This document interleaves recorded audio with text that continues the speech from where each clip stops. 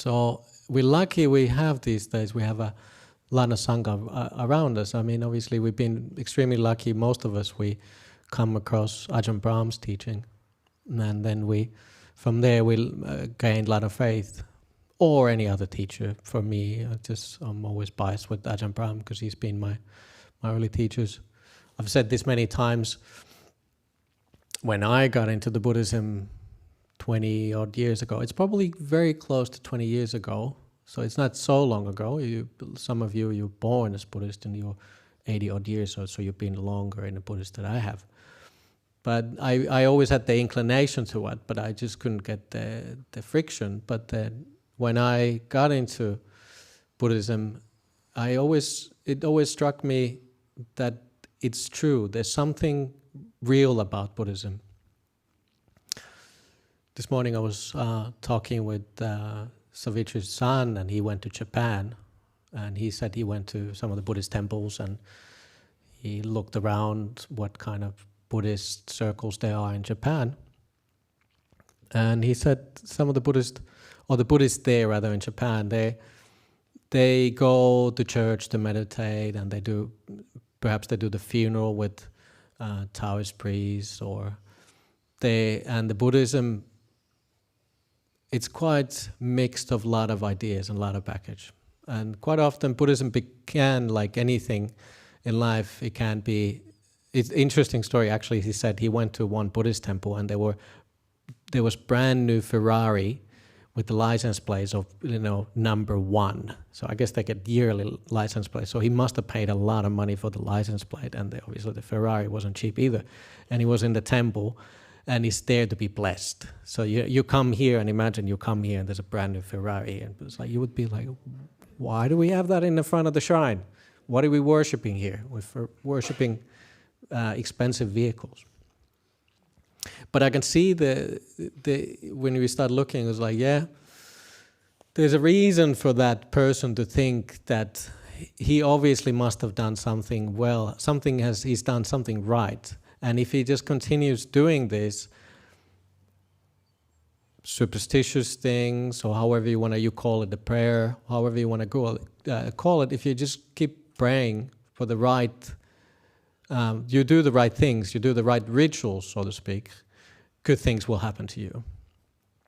And there are many suttas many stories from the time of the Buddha, where it was a very prevalent already time of the Buddha, and Buddha went to talk to them. I was like, okay, so what do? You do the Vedas, and you do the Vedic rituals, and we've been doing this for generations. And from there, what happens? Obviously, for them, it was the time of the Buddha. For the Brahmins, it was that you get together with the Brahma. You emerge, your mind merges with the Brahma. However you want to look at it, whatever the philosophy was, I'm not too versed with that. But I can see that for us, the tendency would be very easy to get there as well.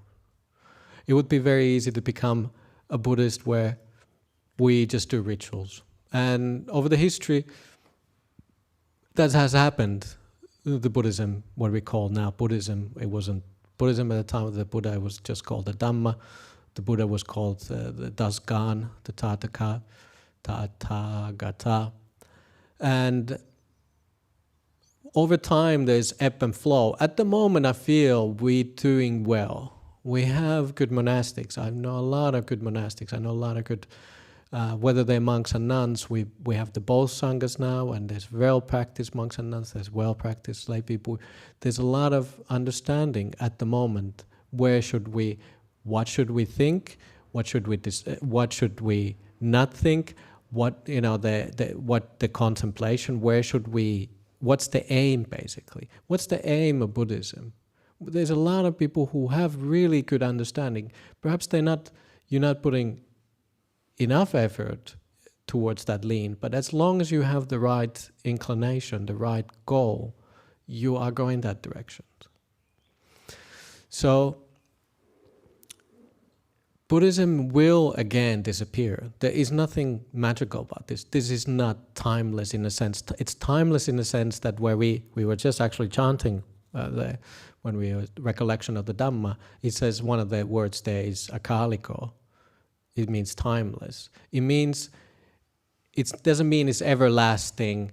It will always get preserved. No, it will disappear. It means that whatever time you live in, it's functional. It is Dhamma must be according to the reality. So if something is not correct with these teachings, or you don't have the faith yet to believe all of these, those things you can set aside, but you need to find something which inspires you in the Dhamma, which you find that this speaks to me, it's timeless, this seems to be right.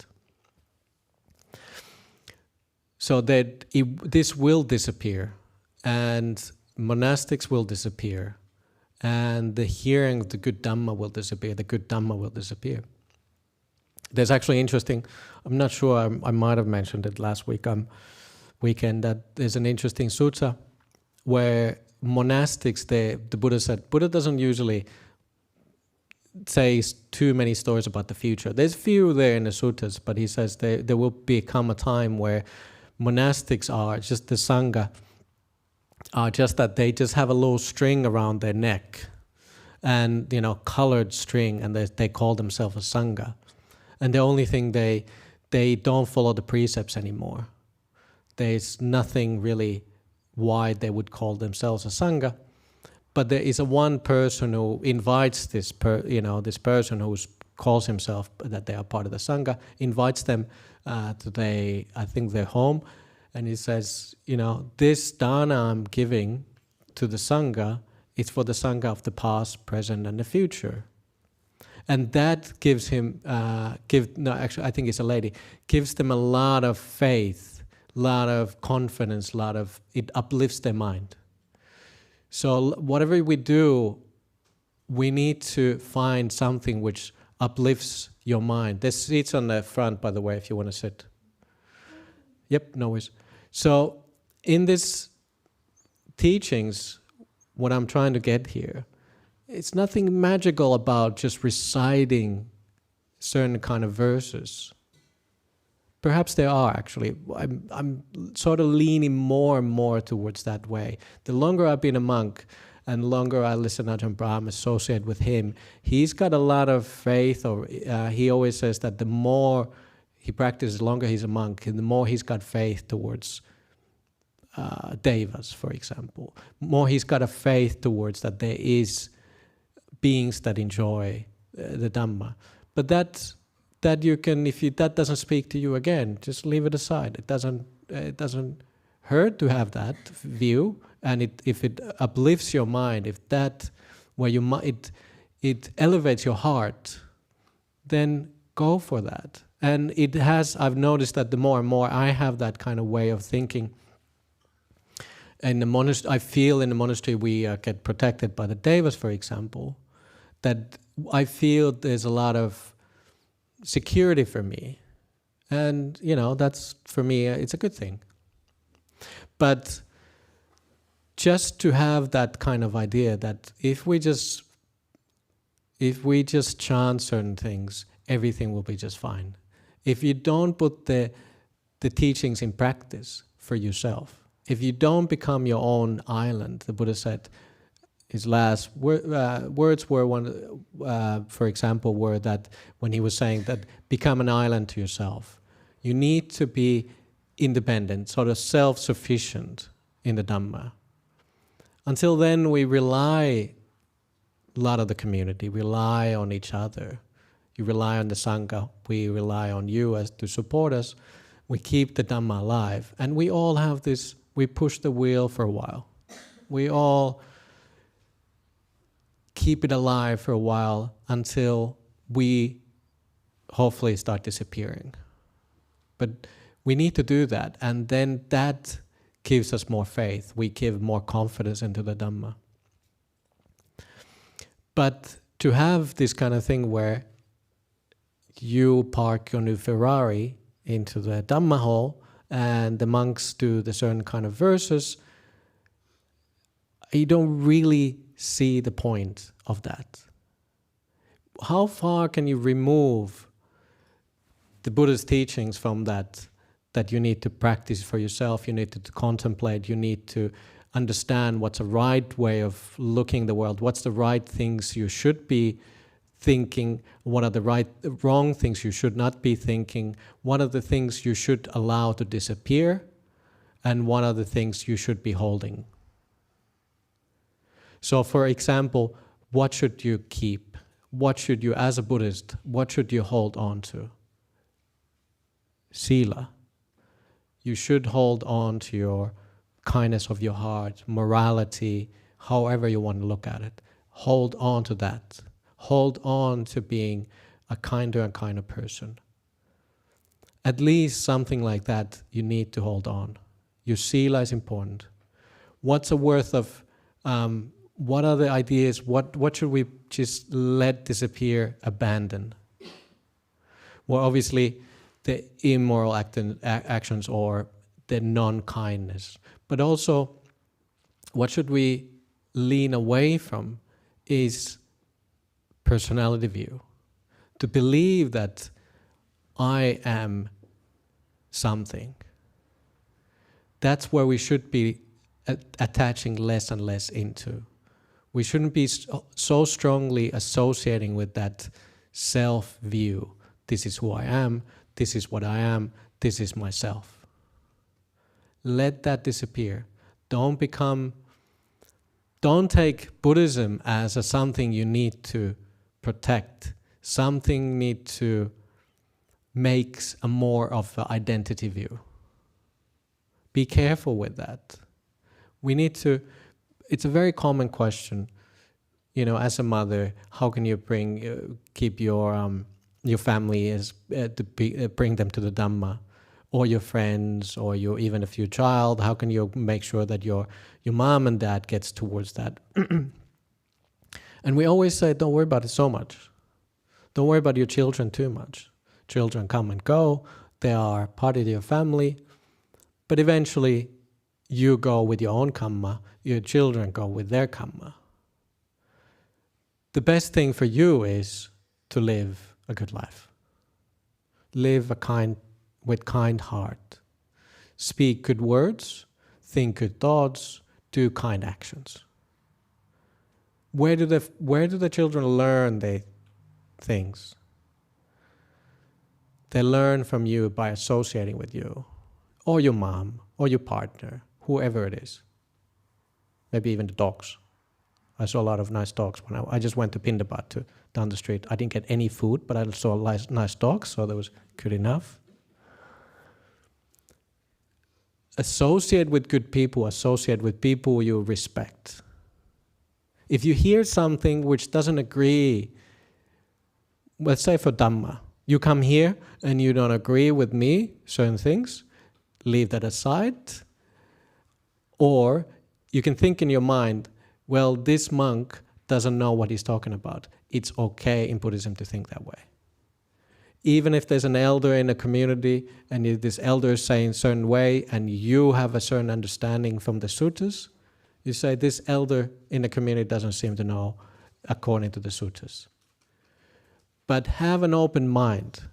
Don't think you have a perfect knowledge how the Dhamma works. Keep investigating, keep listening and being open. But don't take anything as just a religion in Buddhism. Buddhism, we need to investigate for ourselves. And the Dhamma has to work in your life. It has to be not just visible here and now. It has to be something which works for you. Recently I've been thinking this idea of, since my father's getting older and you start thinking of towards, oh, he probably has to go towards some point that my mom is too tired of, maybe he has to go to old person's home. And one thing you lose when you lose your independence is not just you cannot drive anymore, or you cannot just do things for yourself, but you lose more and more the independence, and eventually you might become bedridden. Somebody will be coming to your bed, changing your diapers if you're lucky once a day. They will be washing you with the sponge. And it's embarrassing, right? We have this idea of independence. And quite often, the patients tend to be grumpy, I'm sure, when you're in old people's homes or in the hospitals. And we can't really blame anybody. Can you imagine for yourself?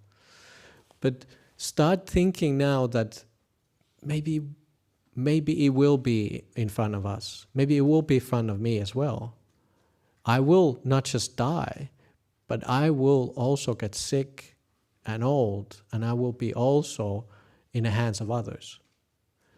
Try to become a more and more malleable person. When you lose things, you don't attach yourself. You're not attached to those ideas too much. Become a person which is easy to take care of. Become a person who, when you lose that health, you're not holding on to that idea too strongly. So while somebody's moving around, poking you around, you're washing you, you're not so worried about it. You can take it at ease and be grateful for the others doing the job for you. It will be ahead of us, for some of us, most of us probably, because we live longer and longer lives, and this medication keeps us going, ticking, the heart ticking. You need to practice that kind of time, those times. You are now healthy enough. You can do things now with your body, with your speech, your mind, but divert that kind of looking inside of you. When I lose something, how much I will suffer for that. You will lose eventually everything. You lose your health. It's given. My grandma was always saying that she hoped that she will die when healthy, that she dies healthy, she said. Great. How many people die healthy? Not many people. It's a gradual process. I was actually just, Christmas time I was in Singapore, and there was a conference, Buddhist conference there, and it was quite interesting. The conference was about death, dying, and rebirth. And obviously the monastics we talked about, I didn't speak rather, but the monastics talked more about the rebirth process, and then there were other psychologists and doctors who were talking more about dying process, more about the taking care of. And there was one very nice psychologist who was talking about the caretaker's aspect. When you become a caretaker, how much work it is to take care of somebody. It's a lot of work. Some of us I know even in this community, who was having to be that person who takes care of somebody. And sometimes it's harder for the caretakers than for the loved one or the patient, however you want to, whoever they are. But we need to keep practicing. One of the reasons, why do we practice? What's the point? I just want to live a life, go on holidays, be with this easy life. I'm okay. What's the point? There will be hard times in life. You probably have enough hardness in your life already, but there will be different kind of hardships coming. And we cannot predict what will happen in the future. You cannot become a wise person in Buddhism. The wisdom in Buddhism is wisdom of your heart. Kindness, caring, able to let go. That's the wisdom we need to grow. Not a wisdom where I will always be able to figure things out. Things go wrong, but I know what I'm doing. I'm in charge. Be careful with that kind of thinking. Be careful becoming too smart. Don't be a smarty pants. That's not wisdom. Wisdom is to understanding sickness, old age, and then the death will happen. So keep at it, keep adding, keep contemplating once in a while, what will happen if I lose my mind? What will happen if my depression gets worse? What will happen if I get dementia, Alzheimer's? Keep practicing now. Obviously, you need to take care of each other. We need to live our life. You cannot contemplate that all the time. But once in a while, have that idea. I'm walking towards a little box. There will be you resting in that box some point.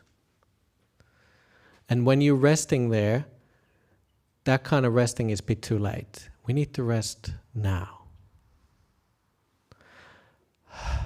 Relax. What do you need to do? Relax. How do we meditate? Take a break. If this practice becomes too stiff for you, you will give up. If this practice, for example, meditation becomes something, it's a chore, you're doing it wrong. So yesterday we had the meditation day, and I was trying to convey the ideas, like just imagine it's just taking a break. Because I give here the talk, and everybody like, okay, now it's a toilet break. Everybody, it's a toilet break, great. For 5 minutes, 10 minutes, I can do something. But meditation should be like that. It should feel like, now I can just relax, I can rest, I can take a toilet break for 10 minutes. I don't have to do anything. We have this tendency of thinking, meditation, Dhamma, there's formality to it, right? There's a certain way of doing it. But what if the meditation, it is just a toilet break? How nice is to take a toilet break? For a while, I don't have to do anything. I don't have to sit really stiff. But imagine if the meditation becomes like that break. Nobody's telling us what to do. Sit upright. Don't move. Go through the pain. Gee, wow, how hard is this Buddhist practice? Take it as I'm just relaxing for a while. I'm at home. I don't want to meditate. I'm too tired. No, you're just taking a break. You just sit there. Allow the mind to be at ease, calm.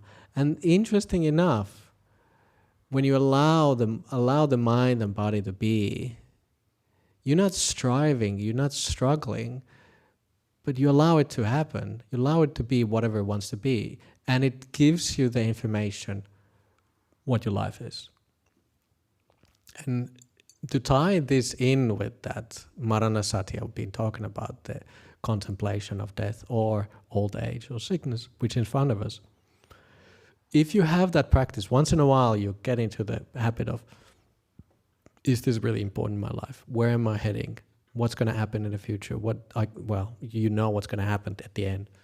You go in that direction. You have a little bit of aim towards that. Once in a while it kicks in. Then when you sit there, when you're taking your toilet break at home, relaxing, nothing to do, it comes back to you. It deepens your contemplation. Anusati is the Pali word. If all the Sri Lankans, you want to remind yourself what is it? What am I talking about? With the anusati, with the contemplation, it comes to you on those times when the mind goes quiet. It gives you the feedback. I've been living this way today. I was really busy. I've been living this way whole last year. How quickly the year went by. Do I want to continue on that path? Perhaps you do. Maybe there's nothing wrong.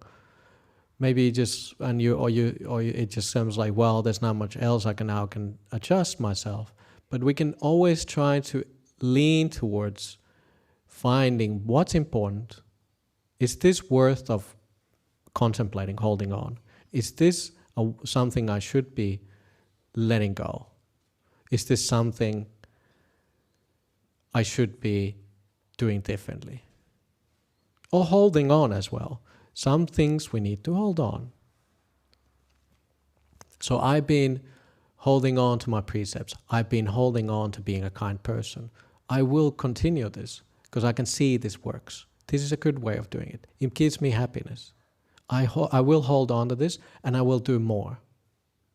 One nice thing you can do, for example, if you don't really know what it means, you can compliment others. Send them a text message. I did this random thing last week. I felt really good about it. I sent nice messages to my friends. I really appreciate your friendship. What else did I say? It's been so nice that you've been a friend of mine for all these years I've known you.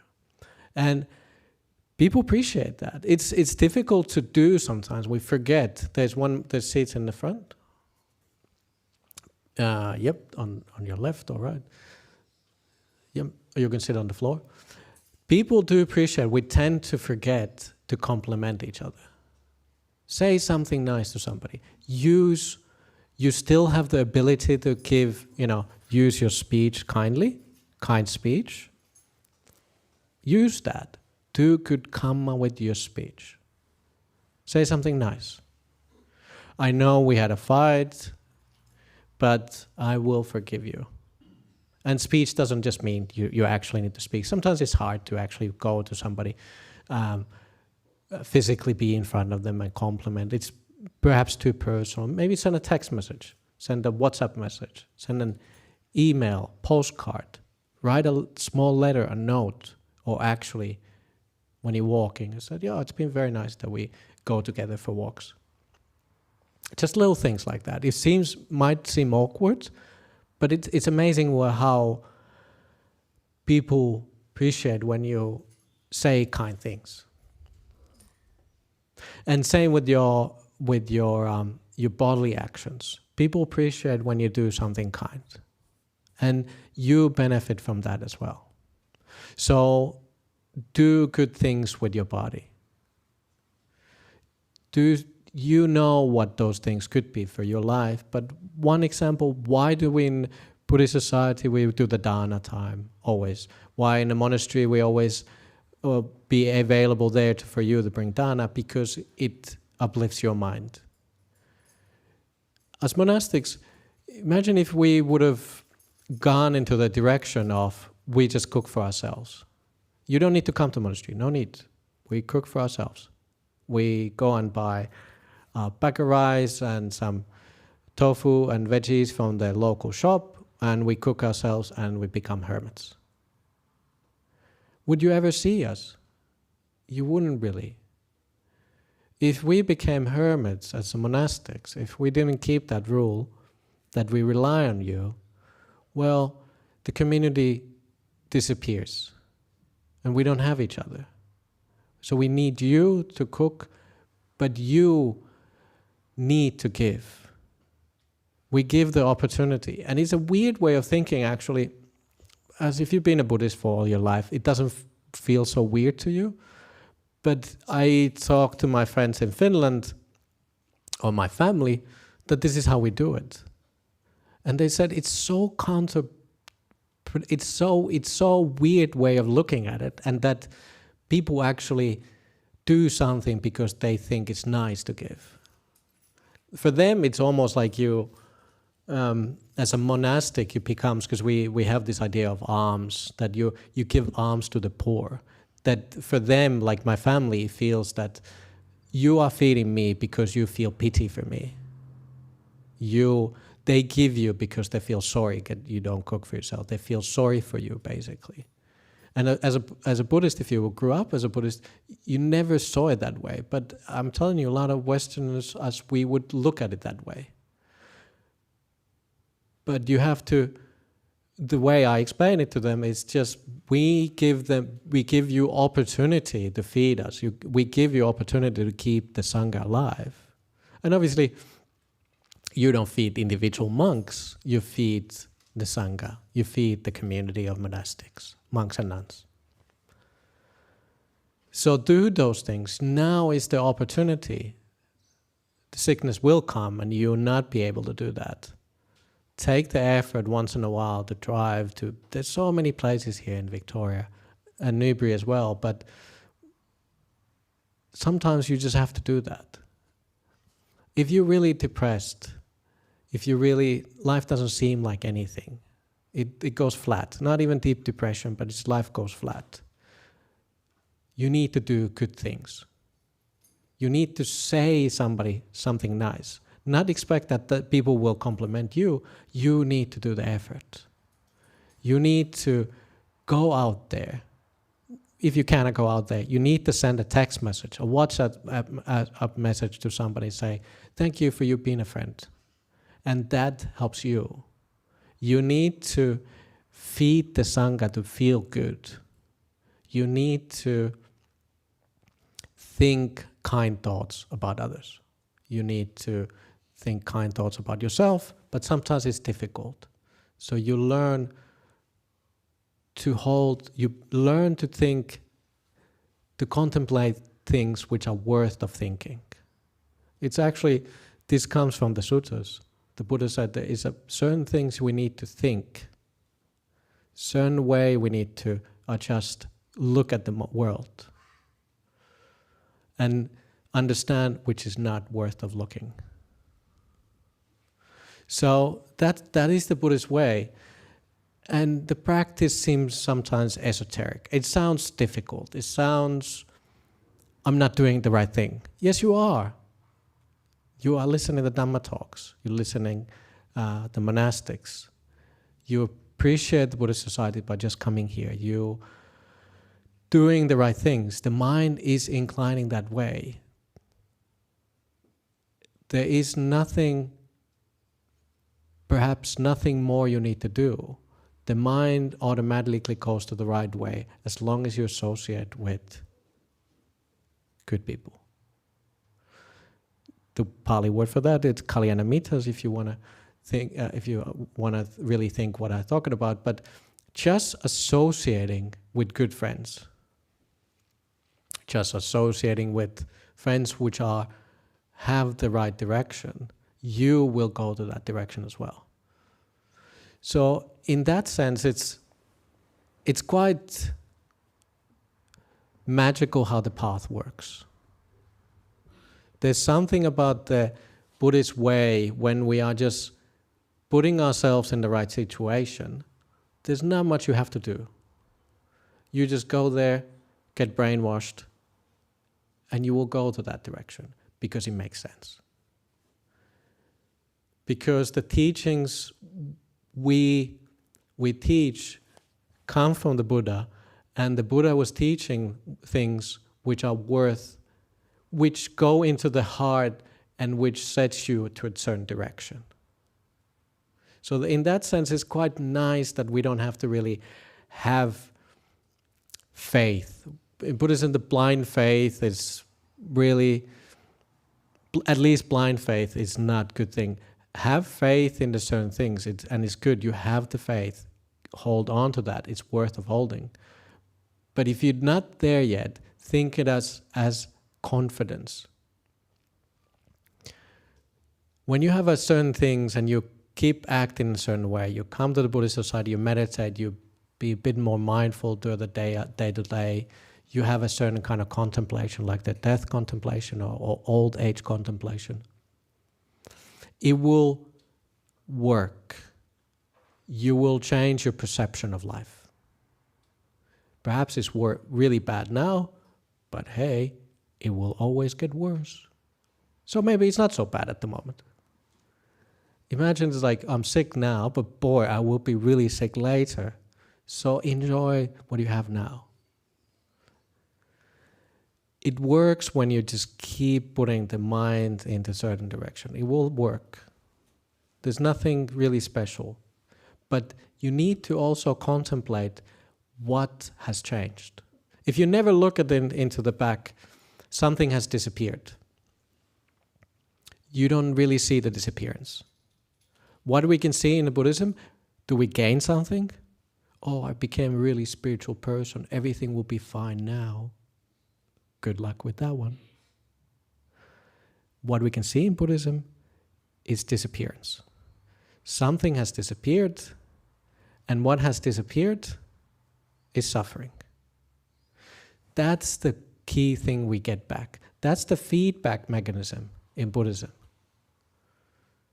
Something will change, and the change can be seen. There's cause and conditions, and the disappearance or the change can be it's suffering what has usually disappeared. At least if you practice. If it's not disappearing, the suffering is not disappearing, you're getting more suffering, you're more agitated, something is going wrong. The path, perhaps you didn't come enough to hear, so your brainwashing didn't work enough, or we were teaching the wrong thing, so it's our fault really. So don't blame yourself too much. I could give a simile with the disappearance.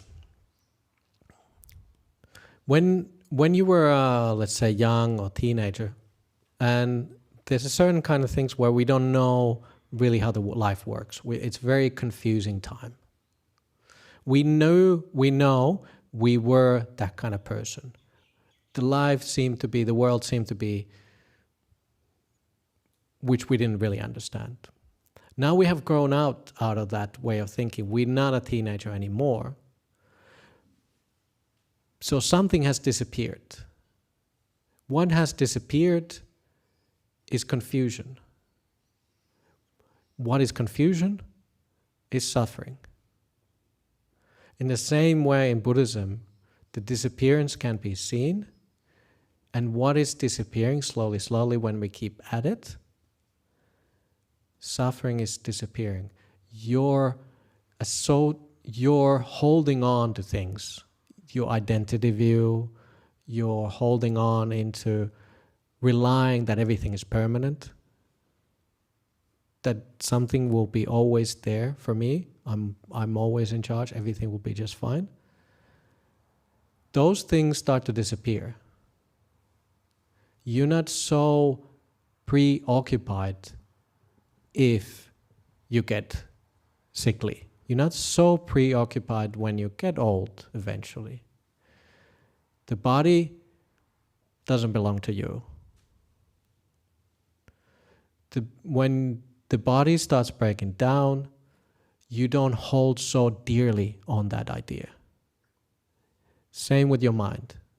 When mind goes up and down, you think life is good, you're happy. And those are the times you want to hold on. Those are the things like, this is me, this is who I am. I'm happy, life is good, sun is shining, I have good friends, everything, going well. You hold on to that idea, this is me, this belongs to me, I want to hold on to this. But when that disappeared, did you disappear? No. You are also that person who's sad. You are also that person who's depressed. You are also that person who's everything seems to be going wrong. What was the point even getting out of the bed this morning? Probably not much. But that's you. So you are both of those people, and you did not disappear somewhere. You wanted to hold on to that happiness. Everything was fine. And that actually is making you suffer. It's interesting to see, it's difficult to see that holding on happy times makes you suffer. And trying to push away the times when everything is going wrong. Pulling and pushing is actually, both of them are part of suffering. So when things are going well, good. Just everything is fine. Don't waste that time. Remember, things are good as well. Practice those times, because then the mind is calm, then the mind is happy. If you need to decide something, the worst time to decide something is when you're down, when you're depressed. When is the best time to decide something? When your mind is calm, when you're happy. What should I do with my life? You get a big decisions coming. Should I change a job? Should I change my football team? I don't know. Important things in life. Wait until you are in a point of calm. When your mind is calm and happy, then decide. Should I study something else? Should I switch partners? wait until your mind is calm. I feel calm, I feel happy. Ask yourself, do I want to end this relationship? Then you decide. Then you can trust your mind. Don't trust your mind when it's clouded by anger. Anger of, this is who I am. I'm always like this. My life just is miserable. And then you making wrong decisions. So just trust that the good times will come, and then you do important things in your life. It's very important to remember to recognize the good times. Don't then just go enjoying life and live the fullest in the sense that to go shopping and whatever, is that living in the fullest means for you. Remember that when everything is going well, things go bad as well. And when things are not going so great in your life, remember, they were good times and I did the right things. When you practice kindness, metta, compassion, you do nice things, they will come to your mind when things are not so hot. They will come there. When things not so hot, things are not so interesting, you need to put effort in the sense that you just place yourself in the right place. The Buddhist Society, you need to do kind things. Hold on to your dear life to certain things, let certain things disappear as much as possible. The self-view, a lot of suffering, for example. Where does a lot of suffering comes from? It's not the society, it's not the other people. It comes from yourself.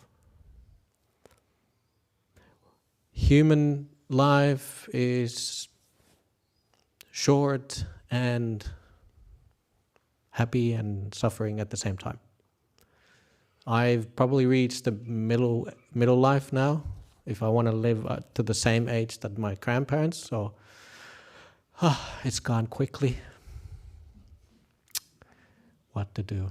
What can I do? Not much. I just keep practicing. I just keep coming to see you all, get inspiration from seeing all you, and you can tell me when things are going well and things are going bad.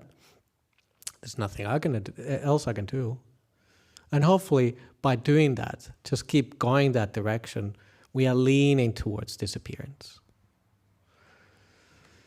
Whether there is past lives, whether there is rebirth, whether everything is permanent or impermanent, suffering is, and the disappearance of suffering can be seen.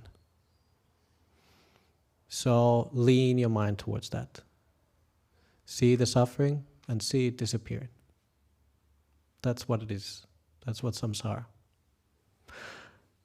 And I think I don't have anything else to say. Sadhu, sadhu, sadhu. Okay, questions, comments? Not so much complaints. I'm not ready for complaints. Thank you, Ajahn. We will alternate the question between the whole Zoom and YouTube. Yep. Dr. Chai, you want to start? Get the hall warm? Warm up the microphone? Always something to comment? Give the microphone so Dr. Chai can start, so everybody else can then talk.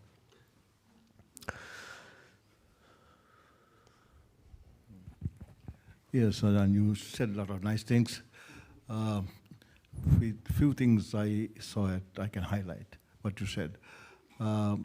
Yes,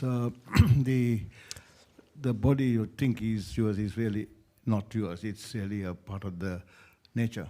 Mm-hmm. So that's a very important thing to realize. And we have to look after it as if we are looking after something that we are responsible to look after, like your house or a vehicle or the Buddhist Society. So if you have that attitude, your stresses and strains of looking after this body is very much reduced, and gradually you see the non-self view. Other thing you said about letting go is very important, because by accumulating these ideas connected to yourself, where the problem is. Every mind moment, in Pali they say aswada, adinava and nisarana. Aswada is that you impact the mind moment, then you quickly analyze whether it is good or bad.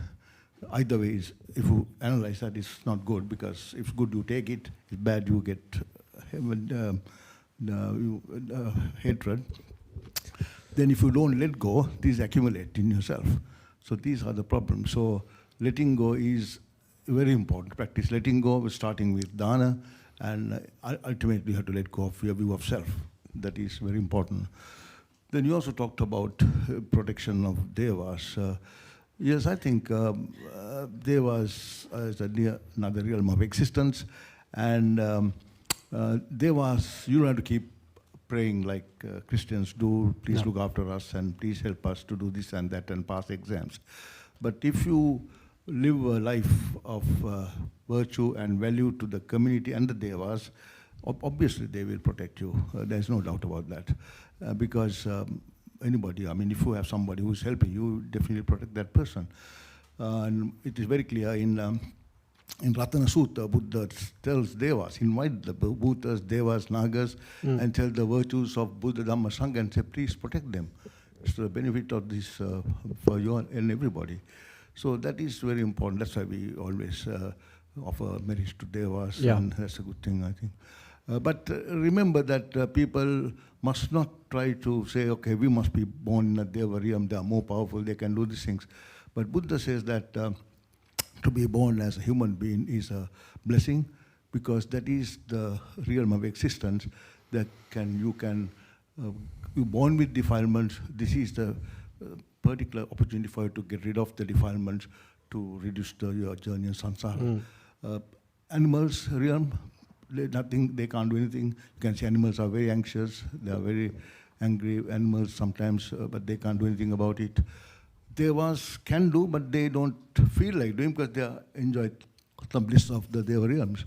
So I think to be born as a human being is quite a blessing, and we have to make every opportunity. That is why, as you said, at Saddhava, come to the temple, associate good people, gradually realize and get rid of the dukkha. Okay, thank you. Okay, a few things that you said, which I just wanted to add into that. It's interesting with because we have the Devanusati, so Anusati, so contemplation of the devas. We don't contemplate even the devas just like, oh, there's deva beings and all that. That could perhaps give you the faith, but the Devanusati means more like, I'm almost like that. I'm keeping my sila. So you contemplate your own sila. You are more like a deva person. That gives you, that's interesting about contemplation of devas. So we like, yes, they exist, and my sila is like the deva. My kindness is like I'm like a deva already. So that gives you confidence, or that gives you happiness. So it's interesting how for example, Devanusati works. So not just contemplate, oh, there's heavenly beings, I pray for them. No, you look inside of you, like I'm a very kind person. I'm almost like a deva. So that uplifts your mind. And then another thing, like holding on, yes, you, like for example, anger. And interesting enough, I was just looking the word for writing just recently in the Pali, and I was just like, what's the word for Pali for writing? I forget now, but there's very few mentions about writing in the Buddha's word. Two occasions really I could find like straight away. And one of the things they said, scribing is almost the same, and then there's one sutta, short sutta, and it says there's a person who are angry. And certain people are like, you scribe on the stone, and even if the wind and the rain and everything, rains on it and tries to erode it, if you're really angry, you hold on to that anger. You're a person like being described on a stone. So, and then the second person is that somebody who's they have anger, but it quickly dissipates, and they can aim that, have a different direction of the mind quickly. It's almost like a scribed on a sand.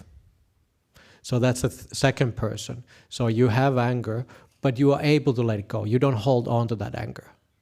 And then there's the third person who is like who's got it's almost like described into a water.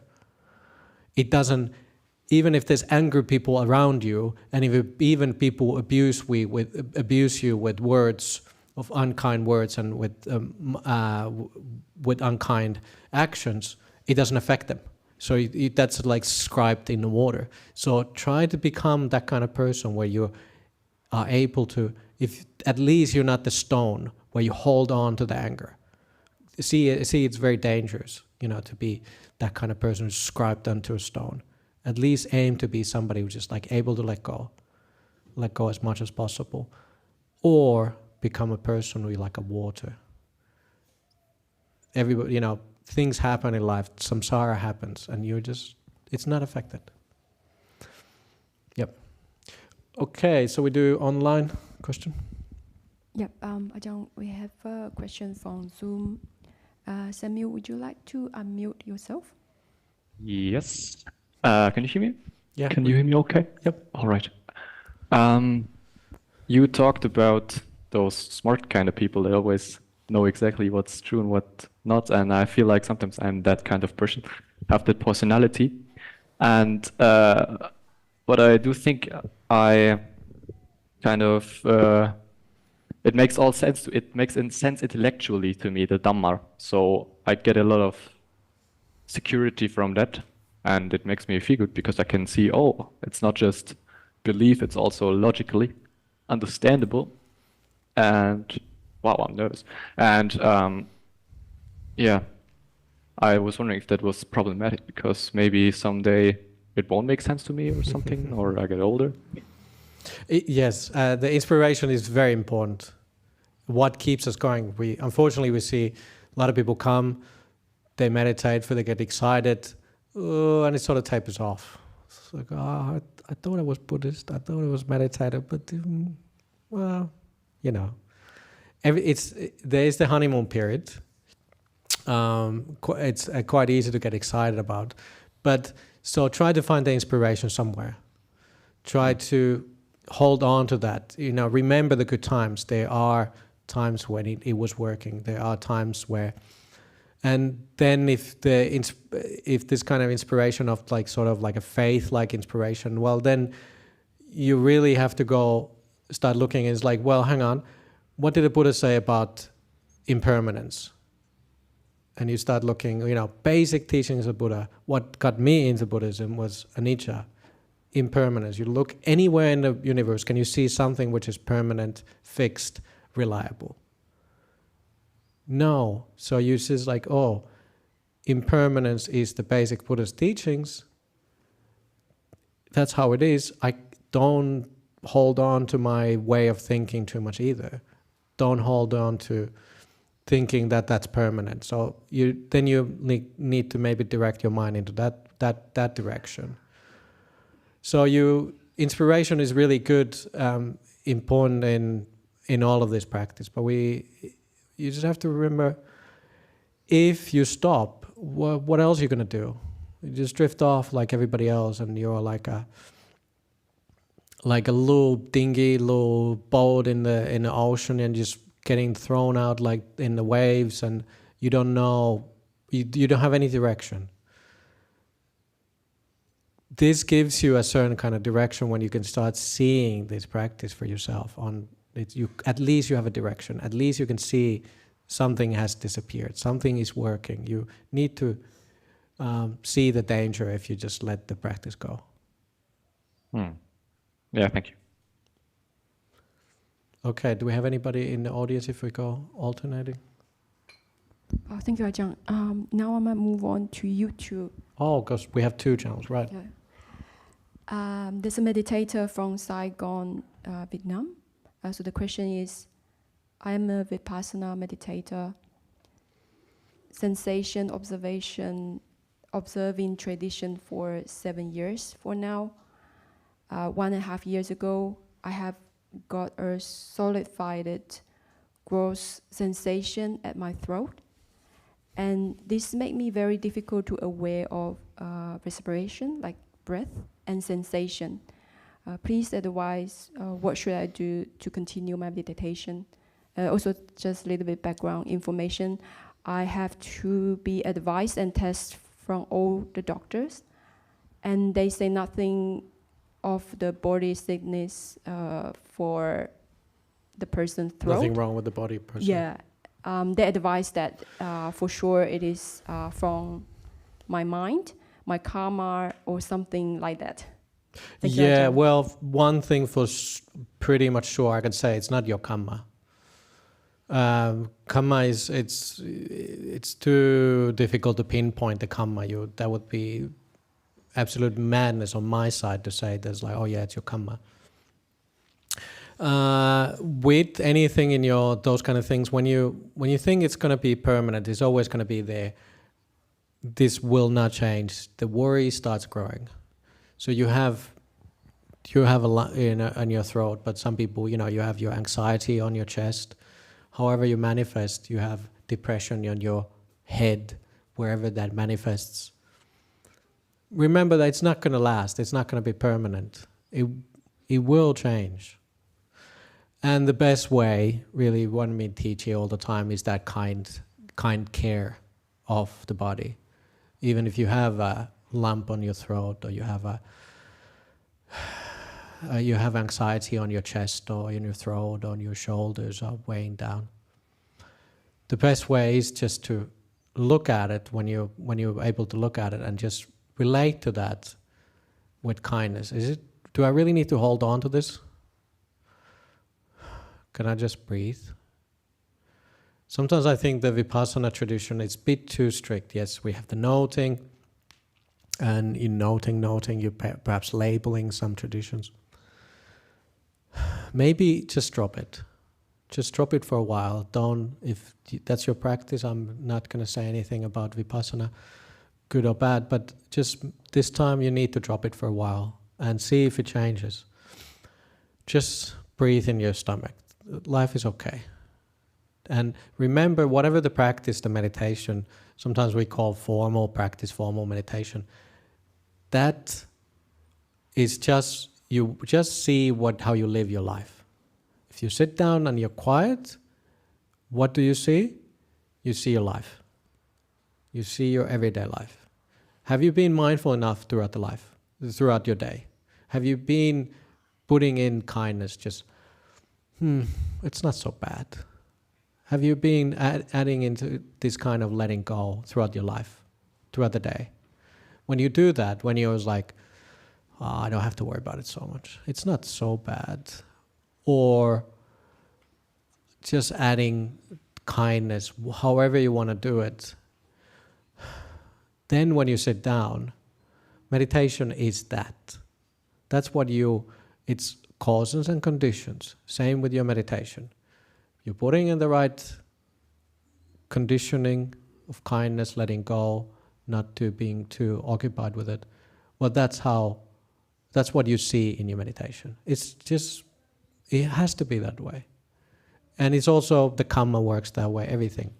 If you become a person which is more and more able to let go, eventually when you're there, they're turning you over in the bed and you're constipated and they have to dig out the constipation and, all of those things happen.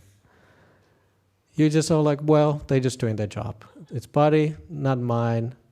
Things happen. Learn from life. Be more at ease. Yes, there's a lump in the chest or throat. It's okay. That's the best way. Kindness, letting go. Ajahn, may I add something Yes. about that question? Well, this person is obviously having hyperventilation. It is a physical expression of anxiety. Right. Normally, breathing is an automatic process. It happens automatically. You are not aware of your breath, which you have about 16 times a minute. So when you're anxious, this is a very common expression, a physical expression of anxiety. If he's a meditative person, he has to find out what is causing anxiety. I mean, if he finds out what is causing this anxiety, and as you said, it will pass off anyway, I think his problems will gradually start resolving. He's extremely worried why he can't fix this. I think he should not worry too much. He must look at the causes of anxiety. What is Thank you, making him Dr. anxious. Chai. It's a good point. There's anxiety, probably, yes, exactly. It's good to recognize those things. And maybe the doctors weren't able to diagnose it there where he's from, and they didn't realize, well, maybe caused by anxiety. Maybe there is, but can you really always see what's causing it? Sometimes you do, and the mindfulness and meditation helps you with that. It helps you with to see that. Oh, this is what's causing me anxiety, and be brave. Be brave to yes, look at it. Be brave enough. As a Buddhist, we need to sometimes be brave. We need to go towards that. It's causing me anxiety. I understand, and to be able to look at it, it's sometimes difficult. All right, so that was the YouTube. Anyone in the room? In the back. You want to, Dr. Chai, you want to get?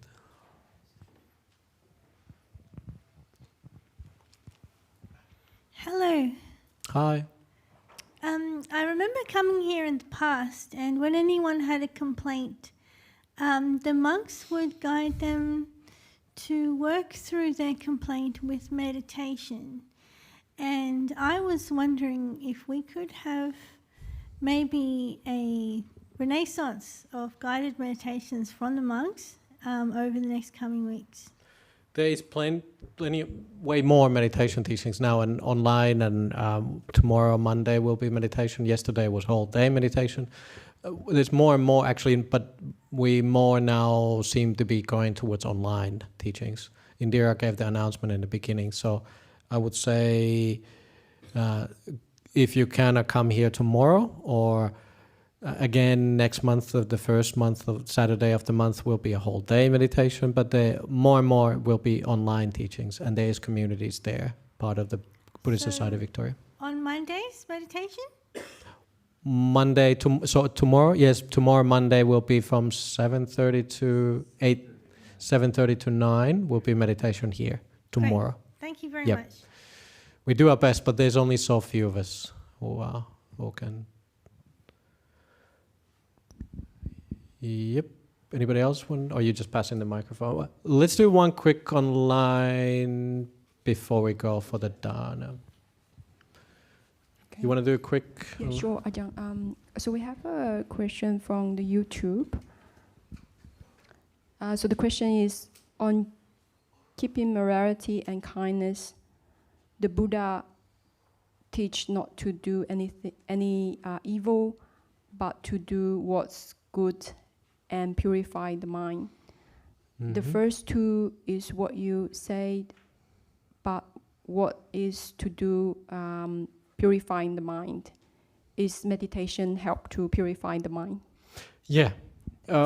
So, because since we have to go, and so to purify your mind, sure, it starts from that, but it's not just the meditation. If we call that the purifying the mind, it's just this formal meditation practice. No, the purifying of the mind happens also day-to-day life. You purify your mind with doing good things, body, speech, and mind.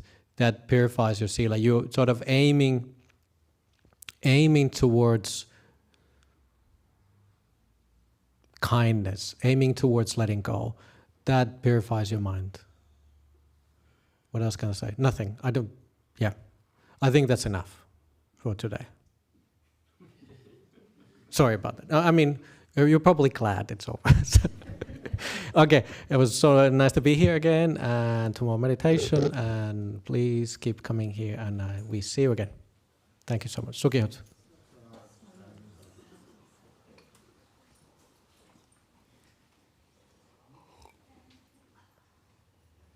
Thank you.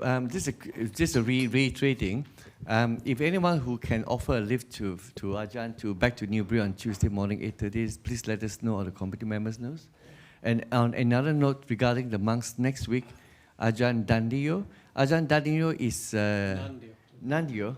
Yeah.